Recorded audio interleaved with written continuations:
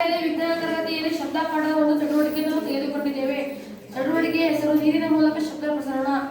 ತಂಡದ ಹೆಸರು William Harvey. ತಂಡದ ನಾಯಕ ಜೀವನ್ ಎಸ್. ತಂಡದ ಸದಸ್ಯರು ಚಂದ್ರಶೇಖರ್, ಶಿವು, ಸೈಯದ್ ಅಕ್ರಮ್. ಶಬ್ದವು ದ್ರವಗಳ ಮೂಲಕ ಪ್ರಸಾರವಾಗುತ್ತದೆಯೇ ಎಂಬುದನ್ನು ನಾವು ಪರಿಶೀಲಿಸಿ ನೋಡೋಣ. ನಾವು ಇಲ್ಲಿ ತೆಗೆದುಕೊಂಡಿರುವುದು ಒಂದು ಸಣ್ಣದಾದ ಗಂಟೆ, ಡಬ್ಬು ಮತ್ತು ಶುದ್ಧವಾದ ನೀರು ತೆಗೆದುಕೊಂಡಿದ್ದೇವೆ. ಈಗ ಗಂಟೆಯಲ್ಲಿ ಬರುವ ಸದ್ದನ್ನು ಗಮನಿಟ್ಟು ಕೇಳಿಸಿಕೊಳ್ಳಿ.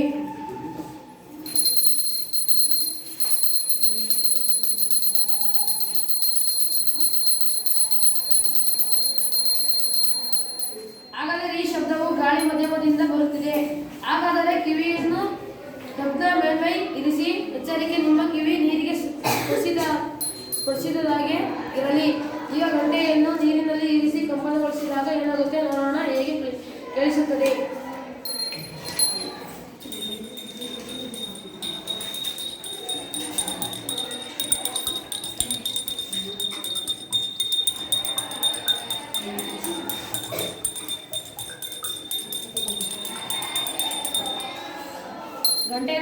ಗಂಟೆಯನ್ನು ಕಂಪಿಸಿದಾಗ ನಿಮಗೆ ಶಬ್ದ ಕೇಳಿಸುತ್ತದೆ. ಹಾಗಾದರೆ ತಿಮಿಂಗಲಗಳು ಮತ್ತು ಡಾಲ್ಫಿನ್ಗಳು ನೀರಿನಲ್ಲಿ ಹೀಗೆ ಸಂವಹನ ನಡೆಸಬಹುದು ಎಂದು ತಿಳಿಯಿತು. ಧನ್ಯವಾದಗಳು.